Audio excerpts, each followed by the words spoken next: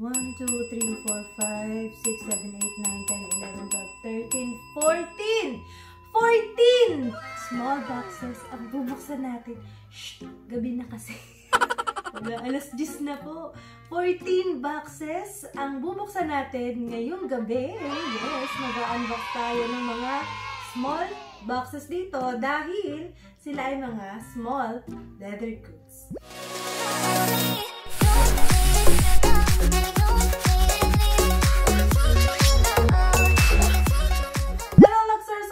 To my channel, this is Anna Magkawag and welcome to our new vlog. So ito po yung nakaraan na nakita nyo sa background ko nung nag-unbox ako nung part 2 ng mga pahabol birthday gifts sa akin.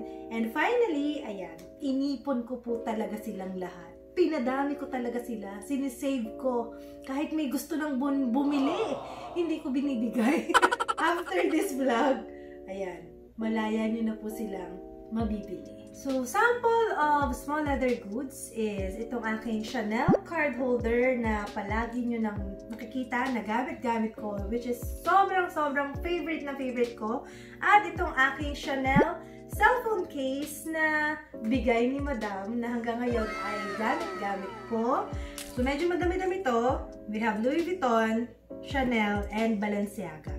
Hindi ko kasi nadala yung Gucci. Sayang. Well, anyway, since madami naman na to, simulan natin dito sa isang Balenciaga na naligaw. At sobrang cute! Look, we have this Balenciaga mini wallet. Super duper cute niya. Pati yung kulay niya is in fuchsia pink color. Gold hardware. This is actually used na. So, ito siya sa likod. Then, yung sides niya. Open natin. So, dito yung inyong pinaka-lagayan ng coins. Dito sa gitna, meron siyang lagayan din. Look. And here. It's a trifold wallet. Imagine, trifold pa itong malinggit na to.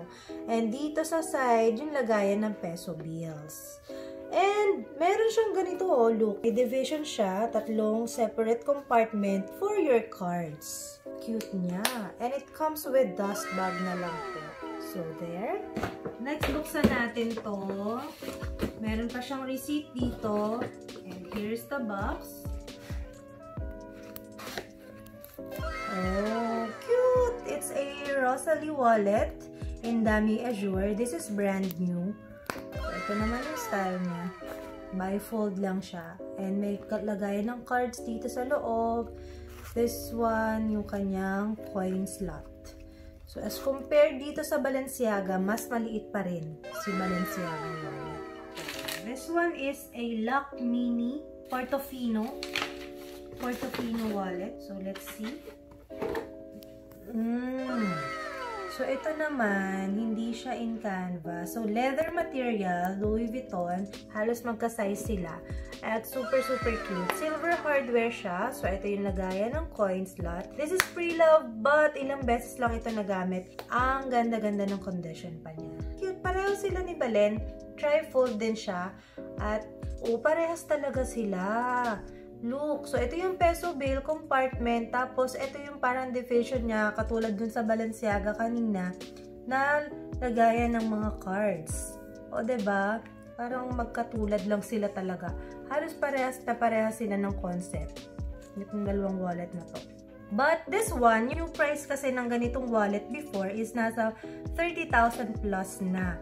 I'm not sure lang how much yung price niya ngayon, but it's leather material, so I guess matibay siya. So, another Louis Vuitton. This one naman is in epi leather material. So, pag sinabing epi leather, yan yung medyo matigas siya, pero look. So, yung discreet lang, hindi ganun kahalatang it's a Louis Vuitton. But for Louis Vuitton lovers, alam nilang Louis Vuitton yan. So, ayan siya. Silver hardware siya. And yung style naman nito is, ayan. Ganyan lang siya. It's very simple na merong lagayan ng card sa gitna. At yung lagayan niya hindi naman super maliit. Hindi siya makipot. Alam mo yung pag finold mo yung peso bill, kasya sa kanya. Pag finold mo ng gitna. So, I think this one, marami kayong malalagay na cards din dito. It's a perfect card holder at the same time, wallet na rin siya talaga. Next, wallet. Wallet ba? Tingnan ko nga. Okay, so here. Cute! Isa sa very popular din sa Louis Vuitton, this Louis Vuitton clay. Pwede siyang key holder, pwede siyang coin purse. So, ayan siya. Maliit lang siya, as in, this one is in Dami Eben, and as you can see, gold na gold pa yung kanyang hardware. So, yan. Then, meron siyang ganito. Pwede mo isabit sa bag mo. Ayan. Ganyan lang siya. Ina-open. And ito yung inside niya.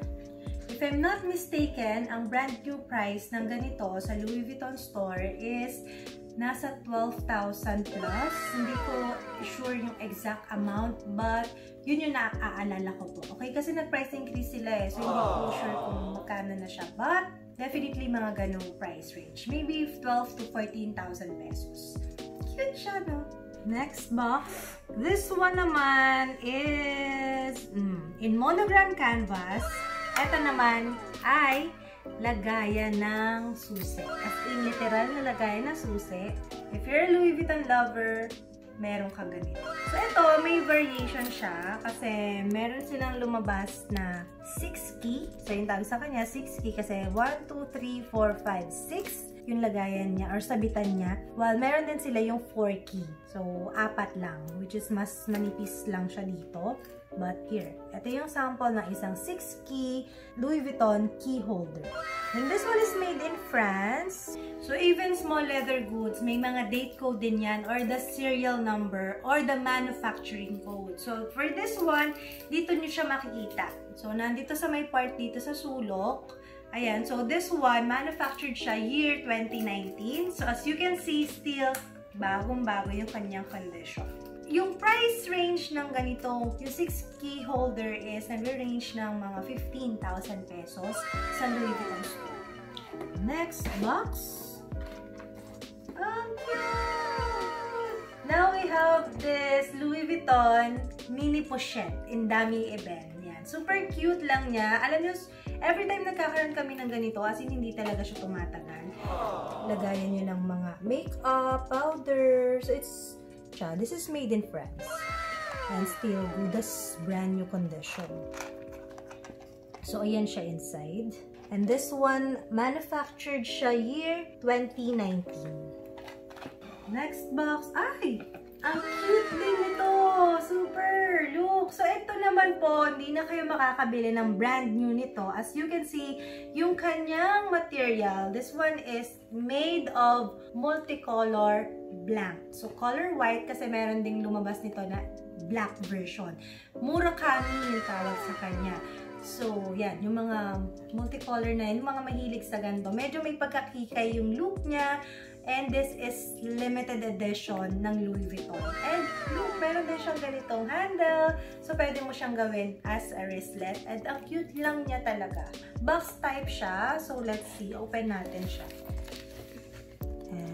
Check natin. So, yung interior niya, ba't may ganito dito? Interior niya is, here, ganito siya. May pocket din siya sa loob. So, kasha lipstick, isang, yung mga abubot-abubot nyo, yan, magkakasya naman siya dito, guys. Down to our last Louis Vuitton box. So, eto na siya.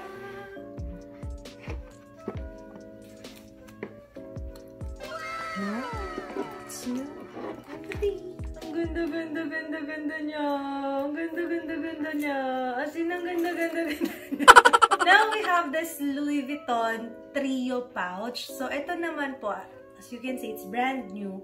Ito, isa sa mga must-haves ngayon sa world of Louis Vuitton. Na-release siya late last year. So, bago mag-New Year, na-release itong trio pouch na to. At just like the Louis Vuitton multi-pochette, ang hirap niya ring hagilapin. Last year pa, pero ngayon lang tayo nagkaroon, di ba? Kasi nga, ang hirap niya tsempuhan sa store dahil always out of stock. At aminin nyo, ang ganda niya, no? Ang ganda-ganda niya talaga tingnan. Nakakaakit talaga siya. Kaya lang yung presyo niya hindi nakakaakit talaga. So, ito medyo may kabigatan yung price niya. Though maganda naman, but alam nyo ba na ito will cost you almost 70,000 pesos. Nasa ganung price range po siya. Ito pwede nyo siyang gamitin ng paisa-isa. Natatanggal yan, yung ring niya. At maganda siyang pang-terno dun sa Louis Vuitton on-the-go bag natin. So, ito pinaka-coin purse ninyo. Then, this one, parang pa-square naman siya. So, bahala na kayo kung anong gusto nyo ilagay. So, ayan siya inside. Alam nyo, isipin nyo na lang ganito. Bumili kayo ng parang tingi-tingi. Computin nyo yung price. So, lalabas kayong parang nakatipid kayo is, imagine like, for this pouch, ito lang, kunwari, binili mo siya ng 30,000 for example. Tapos ito, since maliit naman siya ng konti, 25,000, magkano na yun? 30 plus 25, 55. Tapos, bumili ka ng ganito, 15,000 pesos. O magkano na yon? 70 na yon. May tangkay pa. Nakatipid ka. Diba? May libre kang tangkay. Pag binili mo siya ng buo. See? Yun na lang isipin mo para hindi masakit sa iyong damdamin. So, ayan siya. Ayan na yung mga Louis Vuitton boxes natin dito. So, buksan naman natin to Chanel boxes natin. So, meron tayong tatlo. Nahin natin ito. Card holder. So, ito naman yung flat lang siya. So, para doon sa mga naghahanap ng as in talagang yung hindi naman masyadong madami mag-cards. So, ito, better na to para sa inyo guys. So, slim type lang. As in, flat lang siya. Meron dito, then sa likod, dalawa. Well, kasya naman ang mga 2 or 3 cards sa isang compartment. Then, dito sa gitna niya. Ito yung kanyang card. This one is Series 26. And, ito yung dust bag niya. Caviar leather material, silver hardware. So, next is this one. Ito pre-loved ito. Pero, this one, so this one is a Louis Vuitton pouch, lambskin leather material, silver hardware. So, here. Ang cute niya lang kasi, look, ayan siya sa gitna. So, medyo, ano siya, used na po ito ha. Kaya medyo may dirt na siya dito sa may interior niya. But, yan. So, dual compartment. Well, actually, it's triple compartment because of the zipper for your coins. So, may lucky coin pa siya sa loob. This is made in Italy. Mukha siyang cellphone pouch, pero hindi ka siyang cellphone dito. So, more of card holder din siya. Down to our last box. Ayan, matatapos na tayo. Konti na lang. Stay ka pa. Okay. Last na. Ang ganda, oh. Huwag ka muna matulog. Diyan ka lang. And, taran! Ayan! Oh, ang magkapatid ay nagkita. Oh, ang pagkakaiba lang nila, ang pagkakakilanlan lang nila is, etong akin is gold hardware. This one naman is in silver hardware. It's a Chanel zip card holder in caviar leather material also. And this one is pre-loved also. But, ang hirap na rin niyang hanapin. Ang hirap na rin niyang bilhin. At, sa totoo lang, isa sa mga talagang nagtaas ang price sa Chanel is ang kanilang mga small leather goods. This one is Series 26. So, ayan siya inside. Then, the serial number is here. This is made in Italy. So, para makita nyo kung gaano karaming cards ang pwede nyo ilaman sa kanya, ito yung sa akin. Siksik, liglig at umaapaw sa cards. Ang dami pa. Actually, pwede ko pa siyang lagyan. As of now, meron akong 18 cards na nakalagay sa loob. Well, kasya pa siya. So, siguro mga 20 cards ang pwede nyong ilaman sa kanya.